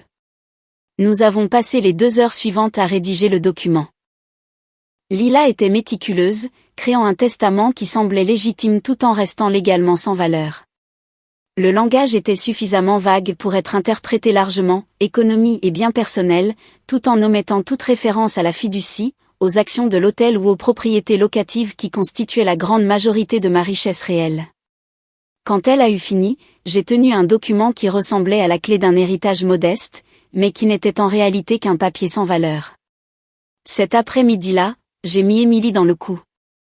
Elle est arrivée à mon appartement, encore ébranlée par tout ce qu'elle avait appris au cours de la semaine précédente, mais il y avait de l'acier dans ses yeux qui me rappelait sa grand-mère. Quand je lui ai expliqué ce que j'avais l'intention de faire, son visage s'est assombri. « Vous faites semblant de m'exclure, grand-père ? Je ne me soucie pas de l'argent, mais... » Ma chérie, j'ai pris ses mains dans les miennes. Ta grand-mère s'est assurée que tu étais protégée, quoi qu'il arrive. Le vrai testament, les fiducies, tout te revient. Ce faux document n'est qu'un test pour tes parents. S'ils t'aiment vraiment, ils refuseront de signer un testament qui leur donne tout et ne te laisse rien. Ils insisteront pour que tu sois incluse, que ton avenir soit protégé. L'expression d'Émilie est passée de la blessure à la compréhension, puis à quelque chose de plus dur. Et s'ils ne refusent pas ? S'ils sont heureux de prendre tout et de ne me laisser rien ? Alors nous saurons exactement qui ils sont. Et tout le monde le saura. Elle est restée silencieuse un instant, assimilant le poids de ce que je lui demandais de témoigner, ses propres parents échouant à un test de décence élémentaire, sa propre mère choisissant l'avidité plutôt que le bien-être de sa fille. C'était une chose terrible à demander à une jeune fille de 16 ans, mais Émilie avait déjà vu plus de la vraie nature de Marissa que quiconque dans la famille. Elle avait recueilli les preuves elle-même. Elle savait ce qui était en jeu, je jouerai le jeu, a-t-elle dit finalement. Je ferai semblant d'être contrariée quand je découvrirai le testament. Je leur ferai croire que je suis de leur côté, en colère contre vous de m'avoir exclue. De cette façon, ils baisseront complètement leur garde. Je l'ai prise dans mes bras, fière de son courage et le cœur brisé qu'elle en ait besoin. Ta grand-mère serait si fière de toi. Ce soir-là, j'ai envoyé un SMS à Adriane. Mes doigts étaient stables alors que je tapais les mots qui mettraient tout en marche. Fils, j'ai réfléchi à ce que tu as dit. Peut-être devrions-nous parler de l'avenir. Je travaille sur mon testament et j'aimerais l'avis de la famille. Dîner au Marquetiès ce samedi. Nous tous. Il est temps de régler les choses. J'ai regardé l'écran en attendant. Des minutes se sont écoulées. Puis, pour la première fois depuis des mois, mon téléphone a affiché une réponse de mon fils. Nous serons là, papa. Le Marquetiès était le genre de restaurant où l'argent ancien venait se montrer et l'argent nouveau venait faire semblant. Des lustres en cristal projetaient une lumière chaude sur des nappes blanches, et le doux murmure des conversations se mêlait à la musique classique jouant depuis des haut-parleurs cachés.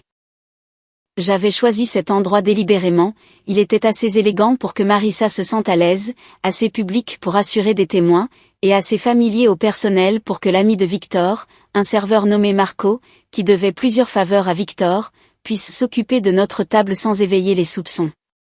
Je suis arrivée en avance, vêtue d'un costume légèrement froissé que j'avais porté aux funérailles de Grèce il y a 5 ans. L'effet était intentionnel, un veuf qui n'avait pas mis à jour sa garde-robe, un homme accroché au passé, quelqu'un dont les meilleurs jours étaient clairement derrière lui. J'ai posé la même question 2 fois à l'hôtesse concernant notre réservation, laissant la confusion obscurcir mon visage jusqu'à ce qu'elle me guide à la table avec la douce patience que l'on réserve aux personnes âgées et infirmes. Marissa et Adriane sont arrivées précisément à l'heure. Elle était époustouflante dans une robe bordeaux qui coûtait probablement plus cher que mes charges mensuelles, ses cheveux parfaits, son maquillage impeccable, son sourire rayonnant une chaleur qui n'atteignait pas ses yeux calculateurs. Adriane portait un costume sur mesure et l'expression d'un homme qui voulait désespérément être n'importe où ailleurs. Il m'a embrassé la joue avec une affection mécanique, puis a pris place à côté de sa femme, leurs chaises positionnées légèrement plus près l'une de l'autre que de moi. Émilie est venue la dernière, jouant son rôle avec une habileté qui me brisait le cœur. Elle s'est affalée sur sa chaise sans saluer personne, le visage figé dans le masque maussade d'une adolescente qui avait été traînée quelque part contre sa volonté. Quand Marissa a demandé comment allait l'école, Émilie a haussé les épaules et a marmonné quelque chose comme « ça va ». La tension entre eux était convaincante parce qu'elle était réelle. Émilie avait passé 16 ans à regarder sa mère manipuler tout le monde autour d'elle, et le ressentiment n'avait pas besoin d'être fabriqué. Le dîner s'est déroulé avec une politesse exquise. Marissa a dominé la conversation, parlant de ses dernières entreprises, de leurs récentes vacances en Europe, des rénovations qu'ils prévoyaient pour leur cuisine. J'acquiesçais, lui demandant parfois de répéter quelque chose, laissant mon attention s'égarer visiblement avant de me ressaisir avec des excuses. Chaque petite performance de confusion élargissait le sourire de Marissa. Elle pensait qu'elle regardait sa proie s'affaiblir. Elle n'avait aucune idée qu'elle était celle qui était chassée. Marco nous a servi efficacement, ses mouvements le positionnant parfaitement pour capter notre conversation sur le petit appareil d'enregistrement dissimulé dans la poche de son gilet. Victor m'avait assuré que la qualité audio serait excellente. Chaque mot prononcé à cette table serait préservé pour la suite. Lorsque le dessert est arrivé, un tiramisu pour la table, bien que j'y ai à peine touché, j'ai fouillé dans ma veste et j'ai produit le document que Lila avait préparé. Mes mains ont légèrement tremblé en le dépliant, une performance si convaincante que même moi, j'ai presque cru être nerveux. J'ai mis mes affaires en ordre, ai-je dit, lissant les pages sur la table. À mon âge, un homme doit penser à ces choses. Je voulais votre avis avant de finaliser quoi que ce soit. Les yeux de Marissa se sont fixés sur le document comme un prédateur repérant une proie blessée. Bien sûr, papa, nous sommes heureux de vous aider. J'ai fait glisser les papiers vers Adriane. Ceci est un projet de mon testament. Je t'ai tout laissé, mon fils. Mes économies, mes biens personnels, tout ce que j'aurai le moment venu. Marissa est listée comme bénéficiaire secondaire au cas où quelque chose t'arriverait. J'ai fait une pause, observant leur visage. Émilie a mentionné quelques objets sentimentaux, les bijoux de ta grand-mère, quelques albums photos, des choses comme ça. Adriane a parcouru le document et j'ai vu le soulagement se répandre sur ses traits comme de l'eau sur de la pierre. Il s'attendait à une confrontation, des accusations, de la colère. Au lieu de cela, son père lui remettait un héritage. Marissa s'est penchée par-dessus son épaule, lisant rapidement, et le sourire qui s'est dessiné sur son visage était sincère pour la première fois de la soirée. Elle pouvait à peine contenir sa satisfaction. « Papa, c'est très sage », a-t-elle dit, sa voix dégoulinante de fausse chaleur. Émilie est si jeune, elle n'a pas besoin du fardeau de gérer les finances à son âge. Nous nous occuperons d'elle, bien sûr. Vous n'avez pas à vous en soucier. Aucun d'eux n'a remis en question pourquoi leur propre fille n'était laissée avec aucune valeur matérielle. Aucun n'a suggéré que peut-être Émilie méritait un fonds universitaire, un petit héritage, une reconnaissance qu'elle faisait aussi partie de cette famille. Ils ont simplement accepté un document qui les enrichissait et abandonnait leur enfant sans la moindre hésitation. J'ai insisté davantage, ayant besoin d'être certain. Et le fonds universitaire d'Émilie ? Devrais-je mettre quelque chose de côté spécifiquement pour son éducation ? Marissa a agité la main comme si elle chassait un insecte. Nous nous occuperons de l'avenir d'Émilie, papa. Vous n'avez pas besoin de compliquer les choses.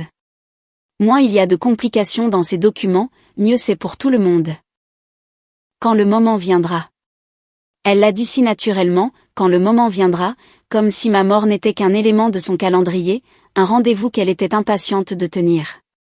De l'autre côté de la table, Émilie serrait sa serviette si fort que ses phalanges étaient blanches, mais elle gardait son visage neutre, ses yeux fixés sur son dessert intact. Elle entendait ses propres parents rejeter son avenir sans une seconde pensée, et elle restait silencieuse parce qu'elle comprenait ce qui était en jeu. Ma courageuse et brillante petite fille regardait sa famille échouer à un test qu'il ne savait pas qu'il passait. Après le dîner, alors que nous prenions nos manteaux dans l'élégant foyer du restaurant, j'ai tiré Adriane à part. Marissa était distraite par son téléphone, envoyant déjà des SMS à quelqu'un, probablement son avocat, planifiant déjà comment accélérer les choses maintenant que le testament était en vue. « Fils, je veux faire quelque chose de spécial », ai-je dit doucement. Un rassemblement familial dimanche prochain. Tout le monde ensemble. J'ai invité de vieux amis qui veulent nous voir, des gens qui connaissaient ta mère, des gens qui se soucient de cette famille. Adriane a acquiescé avec enthousiasme, toujours rayonnant de la promesse d'héritage. Ça a l'air merveilleux, papa. Nous serons là. Bien. J'ai maintenu son regard, et juste un instant, j'ai laissé tomber le masque. Mes yeux sont devenus froids et ma voix est tombée à un murmure à peine audible. Il y a des choses qui doivent être dites, Adriane. Des gens qui méritent d'entendre la vérité. Il n'a pas remarqué le changement. Il était trop occupé à rêver d'argent qui ne serait jamais le sien. La semaine qui a suivi fut une leçon magistrale de patience prédatrice. Marissa m'appelait tous les jours, parfois 2 fois, sa voix douce d'une sollicitude qui tournait au vinaigre dans mes oreilles comme du lait avarié. Elle me demandait comment je dormais, si je mangeais correctement, si j'avais pensé à prendre des médicaments dont je n'avais pas réellement besoin. Chaque question était conçue pour établir un modèle, la belle-fille dévouée qui s'inquiétait pour son beau-père déclinant, constituant un dossier de confusion et de fragilité qui pourrait ensuite être présenté aux médecins et aux juges. Le mercredi, elle a intensifié son approche. « Papa, j'ai pensé à votre sécurité », a-t-elle dit, son ton dégoulinant d'une inquiétude fabriquée. Vivre seul à votre âge, dans cet appartement avec toutes ces marches, ce n'est vraiment plus pratique. Nous avons examiné quelques options pour vous. Il y a un charmant établissement de vie assistée dans le Vermont. De beaux terrains, un excellent personnel médical, et c'est tellement paisible là-bas. Vous pourriez vous détendre et laisser des professionnels prendre soin de vous. Le Vermont. Le même état où Thomas Harris avait passé 14 ans dans l'isolement, abandonné par la fille qui lui avait volé tout ce qu'il possédait. Marissa n'était même pas assez créative pour choisir un endroit différent pour sa deuxième victime. J'ai joué le jeu, laissant ma voix vaciller d'incertitude. Le Vermont? C'est si loin. Je ne connais personne là-bas. C'est le but, papa. Un nouveau départ. Pas de stress, pas de responsabilité. Vous avez bien mérité un peu de repos. Elle a fait une pause, et j'ai pu entendre le calcul dans son silence. Avez-vous eu l'occasion de signer les papiers que nous vous avons laissés? La procuration? Cela rendrait la transition tellement plus facile si nous pouvions nous occuper des détails pour vous.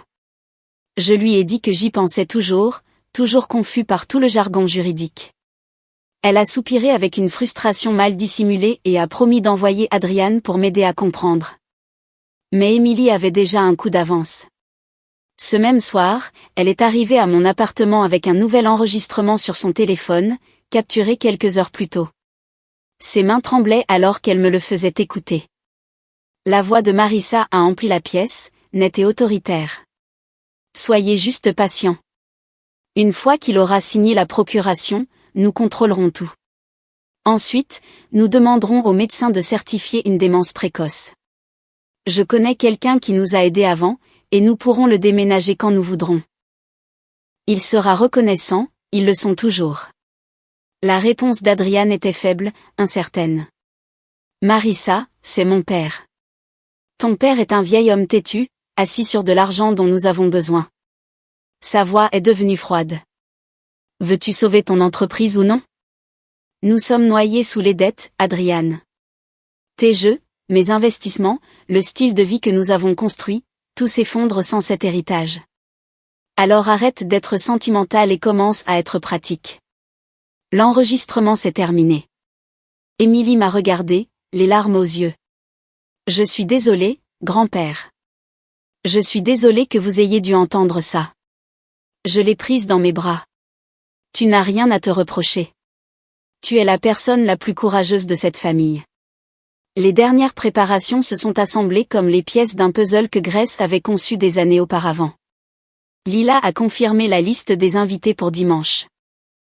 Victor y assisterait en tant qu'ami de la famille, sa présence passant inaperçue pour quiconque ne connaissait pas son véritable rôle. Evelyn apporterait la vidéo de Grace, le message d'outre-tombe que ma femme avait enregistré précisément pour ce moment. Une sténographe judiciaire nommée Sandra, une collègue de confiance de Lila, serait présente pour documenter tout ce qui se passerait, créant un dossier juridique capable de résister à tout défi futur. Et puis il y avait l'invité final. Victor avait passé la semaine à le retrouver, traversant les obstacles bureaucratiques et les barrières de la confidentialité médicale avec une détermination née d'une dette personnelle. Thomas Harris, 78 ans, résident de la maison de retraite Shady-Pinet depuis 14 ans. Le père de Marissa.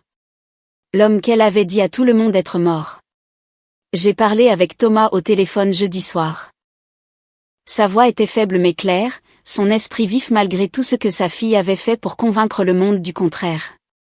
Elle a dit aux gens que j'étais mort, a-t-il demandé, et j'ai entendu le tremblement d'une vieille douleur sous ses mots. Elle l'a dit à son mari, à sa fille, à tous ceux qui auraient pu demander.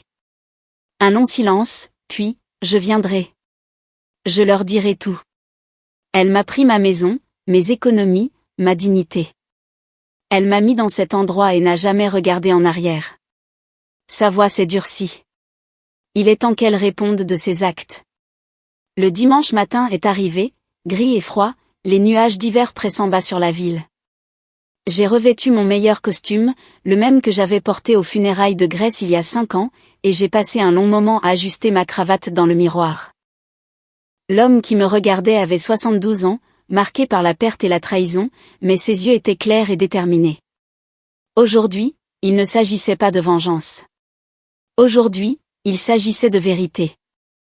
J'ai placé la photographie de Grace sur la cheminée, la positionnant de manière à ce qu'elle puisse voir toute la pièce. Veille sur nous aujourd'hui, mon amour, ai-je chuchoté. Donne-moi la force de faire ce qui doit être fait. La sonnette a retenti. Par la fenêtre, j'ai vu la voiture de Victor s'arrêter, suivie de la berline de Lila. Derrière elle, une ambulance de transport médical. Thomas Harris, arrivant avec son infirmière. Les pièces se mettaient en place. Dans 1 heure, Marissa Carlton franchirait ma porte, s'attendant à un simple brunch familial, une chance de me pousser à renoncer à mon autonomie.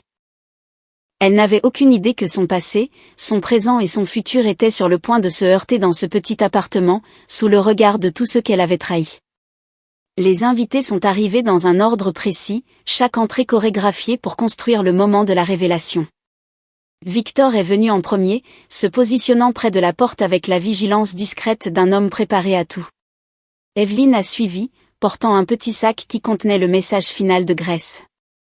Lila et sa collègue sténographe judiciaire Sandra se sont installées près de la fenêtre, leur bloc-notes prêt, leur présence anodine pour quiconque ne savait pas ce qu'elle documentait.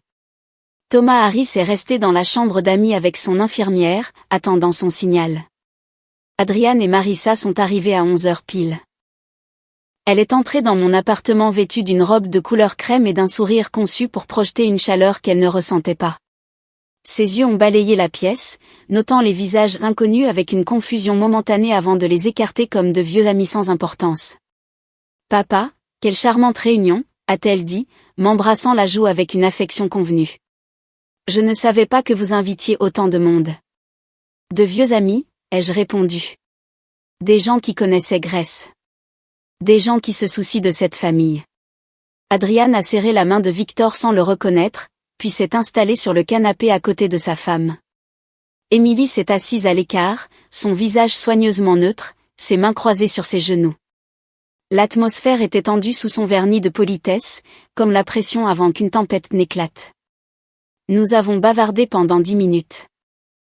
Marissa a complimenté mon appartement, a posé des questions sur ma santé, a mentionné à nouveau à quel point cet établissement du Vermont semblait merveilleux. J'ai acquiescé et souri, et les laissé croire que tout se déroulait selon son plan. Puis la sonnette a retenti. Je me suis levée lentement, m'appuyant sur l'accoudoir de ma chaise avec une performance de fragilité que je n'avais plus besoin de maintenir. Ce doit être notre dernier invité, ai-je dit. Quelqu'un de très spécial. J'ai ouvert la porte pour révéler un homme âgé et frêle en fauteuil roulant, une infirmière debout derrière lui. Thomas Harris était plus mince que les photographies qu'Emily avait trouvées, ses cheveux blancs vaporeux et ses mains tachetées par l'âge. Mais ses yeux étaient vifs et clairs alors qu'il se fixait sur la femme assise de l'autre côté de mon salon. La fille qu'il avait abandonnée 14 ans auparavant. Le visage de Marissa s'est vidé de couleur, sa bouche s'est ouverte mais aucun son n'a émergé. Le prédateur confiant qui avait passé des semaines à planifier ma destruction était figé comme un cerf pris au piège des phares. Elle n'avait jamais imaginé voir. « Papa ?» Le mot s'est échappé de ses lèvres en un murmure, comme si parler plus fort pourrait rendre ce moment impossible plus réel. Thomas Harris s'est avancé dans la pièce en fauteuil roulant, son infirmière le guidant jusqu'à une position où tout le monde pouvait le voir clairement. Il a regardé Marissa avec une expression qui ne contenait aucune chaleur, aucun pardon, seulement la froide clarté d'un homme qui avait passé 14 ans à attendre ce jugement. « Bonjour, Marissa », a-t-il dit. « Je ne suis pas mort après tout, surprise ?» Le silence qui a suivi était absolu. Adrian a regardé sa femme avec une horreur naissante. Émilie s'est penchée en avant, les yeux écarquillés. Victor et Lila ont regardé avec l'attention concentrée de témoins qui comprenaient la signification de chaque mot sur le point d'être prononcé. Thomas a commencé à parler, et sa voix portait le poids d'années d'isolement et de trahison. Après la mort de ma femme, ma fille est venue me voir avec des papiers. Elle a dit que cela protégerait mes biens, faciliterait les choses si quelque chose m'arrivait. Je lui ai fait confiance. C'était mon enfant. Il a fait une pause, sa mâchoire se serrant. En 6 mois, elle avait vendu ma maison, ma voiture, tout ce que je possédais. Elle a dit à mes voisins que j'avais une démence sévère et que je ne pouvais pas prendre soin de moi. Je n'en avais pas. Mon esprit allait bien. Elle m'a mis dans une maison de retraite à 300 miles de toute personne qui me connaissait et a dit à l'établissement que je n'avais pas d'autre famille. Ses yeux ont trouvé Émilie et des larmes ont commencé à couler sur ses joues marquées par l'âge. Elle m'a dit que ma petite fille se porterait mieux sans me connaître. Elle a dit qu'Émilie ne ferait que s'embrouiller avec un grand-père ayant des problèmes de mémoire. Il a tendu une main tremblante vers la jeune fille qui le croyait mort. Tu dois être Émilie. Tu ressembles tellement à ta grand-mère. Émilie a traversé la pièce avant que quiconque ne puisse réagir, tombant à genoux à côté de son fauteuil roulant et le serrant dans ses bras. Je pensais que vous étiez mort avant ma naissance, a-t-elle sangloté. Elle m'a dit que vous étiez parti. Je n'ai jamais su. Thomas a tenu sa petite fille, cet enfant qui lui avait été refusé pendant 16 ans, et a regardé Marissa avec quelque chose au-delà de la colère. Tu m'as tout pris. Ma maison, ma dignité, ma famille. Tu m'as effacé de l'existence pour pouvoir voler le peu que j'avais, et tu n'as même jamais regardé en arrière. Je me suis levée et j'ai fait face directement à Marissa. Son sang-froid s'était complètement effondré. Elle était assise, rigide sur mon canapé, son visage un masque de choc et de fureur, ses mains agrippant les coussins comme si c'étaient les seules choses qui l'empêchaient de voler en éclats. Vous l'avez fait à votre propre père, ai-je dit, ma voix stable. Et vous aviez l'intention de me faire la même chose. Nous avons les enregistrements. Vos appels téléphoniques, vos conversations avec Adrian sur les médecins de la démence et les maisons de retraite. Nous avons les documents. La procuration conçue pour voler mon autonomie. Nous avons les témoins. J'ai fait un geste vers la pièce. Tout le monde ici sait exactement ce que vous êtes. Marissa a finalement retrouvé sa voix. C'est fou. Vous êtes tous fous. Papa était malade. Il avait besoin de soins. Je n'étais pas malade. La voix de Thomas a coupé sa protestation comme une lame. J'étais confiant. C'est différent. J'ai levé la main, la faisant taire. Avant de discuter des conséquences, il y a quelqu'un d'autre qui mérite de parler. J'ai fait un signe à Evelyne, qui a connecté la clé USB à ma télévision avec des mains qui tremblaient légèrement. Ma femme a enregistré ce message avant de mourir. Elle voulait que vous l'entendiez quand la vérité éclaterait enfin. L'écran a clignoté, puis Grace est apparue. Grace, filmée dans ces dernières semaines, mince et fatiguée, mais rayonnant d'une détermination que la mort elle-même ne pouvait éteindre. Marissa a émis un son étranglé, mais personne n'a bougé pour la réconforter. Si vous regardez ceci, a commencé Grace, sa voix claire malgré sa maladie, alors Marissa a enfin montré qui elle est vraiment. J'ai enregistré ceci parce que je savais que ce jour viendrait. Je vous ai observé pendant des années, Marissa. Je vous ai vu isoler mon fils de son père. J'ai documenté chaque manipulation, chaque mensonge, chaque cruauté calculée. Mais ce qui a détruit tout espoir que j'avais pour vous, c'est ce que j'ai découvert sur votre père. Grace a fait une pause, et même à l'écran, je pouvais voir l'acier dans ses yeux. Oui, j'ai retrouvé Thomas.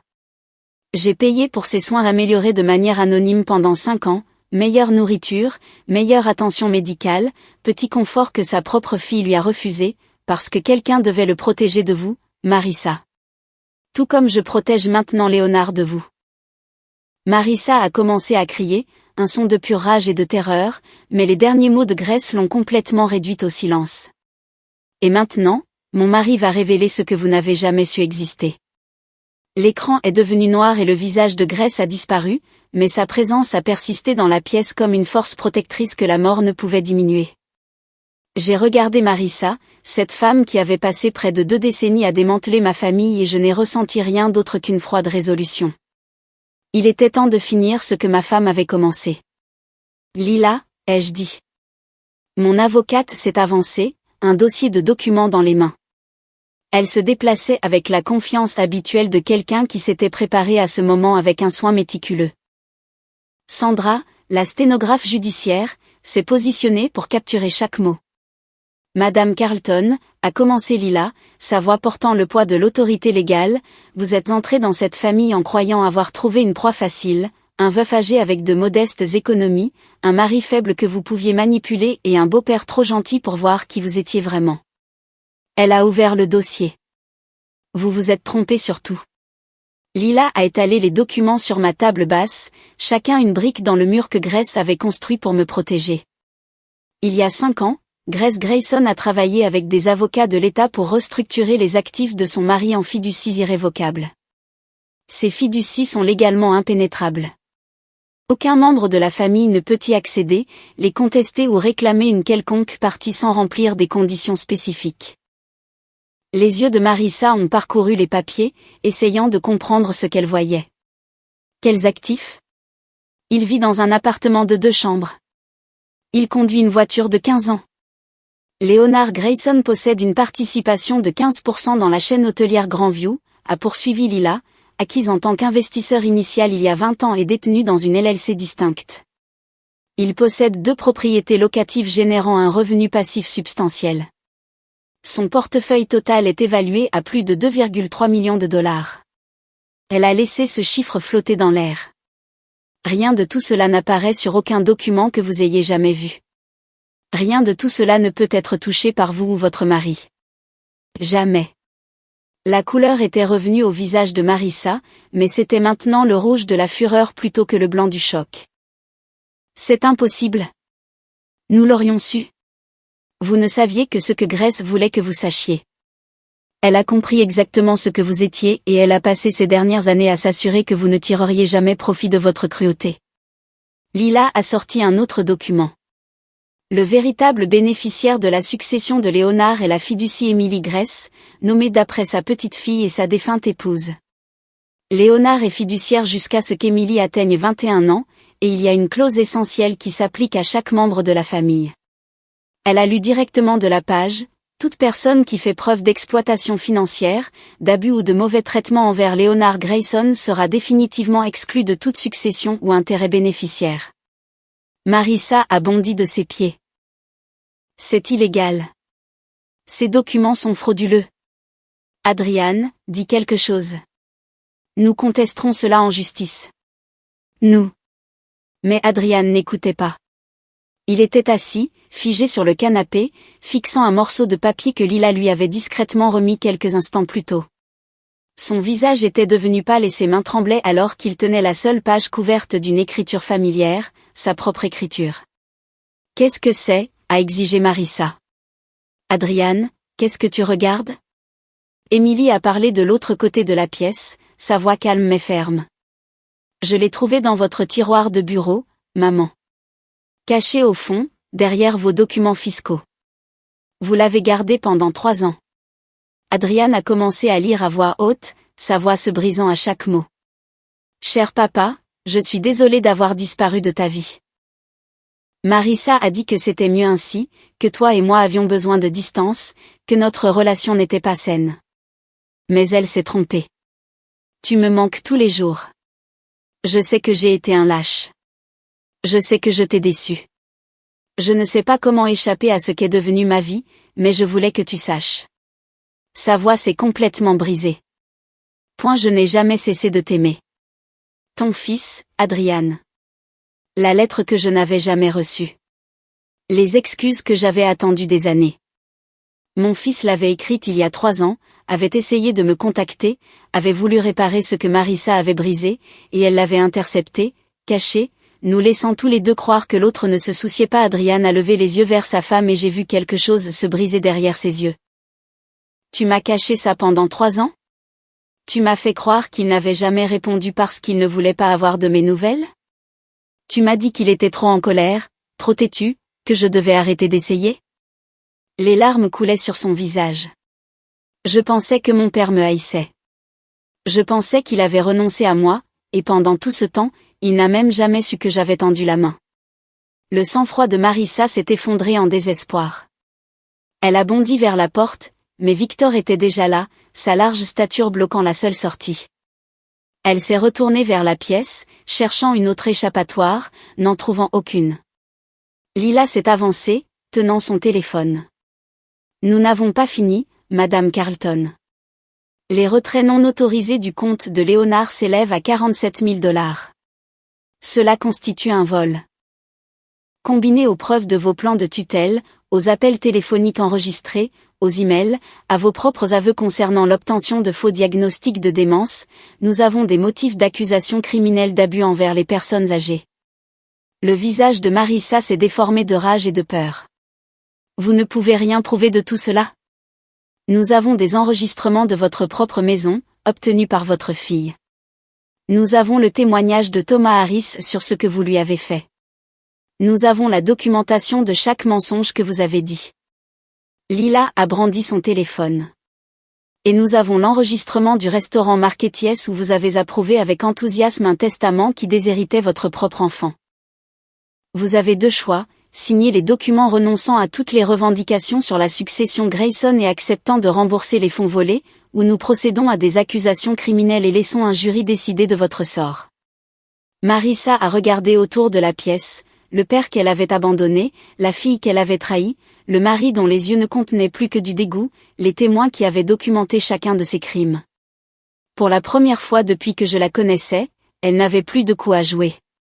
Marissa se tenait au centre de mon salon comme un animal acculé, ses yeux dardant entre les documents que Lila tenait et la porte que Victor bloquait toujours. J'ai vu les calculs clignoter sur son visage, la recherche désespérée d'un angle, d'une échappatoire, d'un moyen de sauver quelque chose de l'épave de ses complots. Quand elle a finalement accepté qu'une telle option n'existait pas, elle a fait ce que les prédateurs font toujours quand ils sont piégés, elle s'est retournée contre le membre le plus faible de sa propre meute. Très bien, a-t-elle craché, arrachant le stylo de la main de Lila. Je signerai vos papiers, mais vous devriez savoir. Elle a pointé un doigt vers Adrian. C'est lui qui a accédé au compte. C'est lui qui avait besoin de l'argent. Je ne faisais qu'essayer de sauver son entreprise en faillite. Tout ce que j'ai fait était pour protéger cette famille.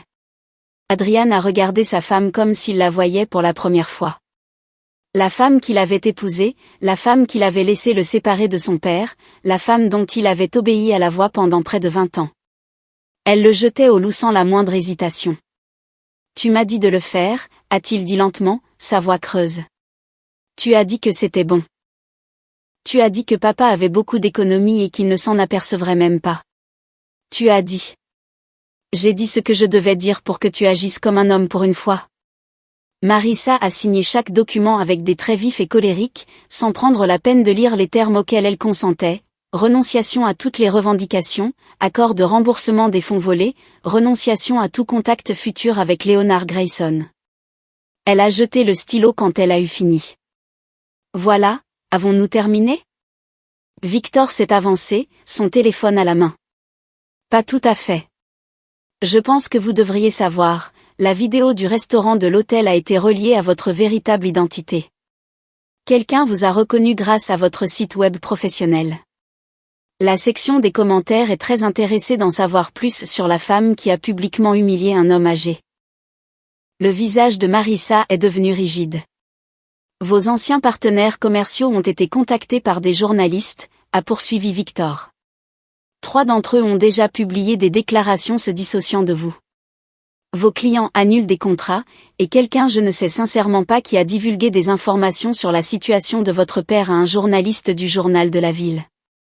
Il a brandi son téléphone, montrant un titre qui avait été publié dans l'heure, mondaine ayant publiquement humilié son beau-père à un passé secret d'abus envers les personnes âgées.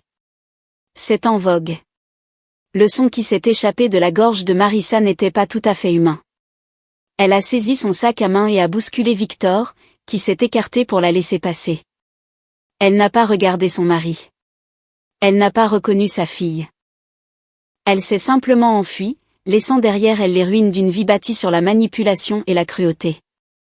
Dans le silence qui a suivi son départ, Émilie s'est levée. Ma petite fille, cette jeune femme courageuse qui avait recueilli des preuves contre sa propre mère, qui avait joué son rôle parfaitement, qui avait retrouvé un grand-père qu'elle croyait mort, a marché au centre de la pièce et a fait face à ce qui restait de sa famille. « Je vais vivre avec grand-père », a-t-elle annoncé. « J'ai 16 ans. Je peux demander au tribunal une modification de la garde, et après tout ce qui s'est passé aujourd'hui, je ne pense pas que quiconque s'y opposera. » Elle a regardé Thomas Harris, toujours assis dans son fauteuil roulant, les larmes sur ses joues marquées par l'âge. « Et je vais apprendre à connaître mon vrai grand-père. Celui que vous m'avez dit être mort. » Puis elle s'est tournée vers Adrian et son expression s'est adoucie d'une certaine pitié. « Papa, je ne te déteste pas. Je sais qu'elle te contrôlait. Je sais que tu étais faible, pas mauvais. Mais je ne peux plus te regarder être sa marionnette. Je ne peux pas vivre dans cette maison et faire comme si tout était normal. » Elle a pris une inspiration. « Si tu veux un jour redevenir mon père, vraiment mon père, tu sais où me trouver. » Elle est venue à mes côtés et a pris ma main. Adrian ne l'a pas arrêté. Il était assis sur mon canapé, la tête baissée, un homme brisé, entouré des débris de choix qu'il ne pourrait jamais défaire.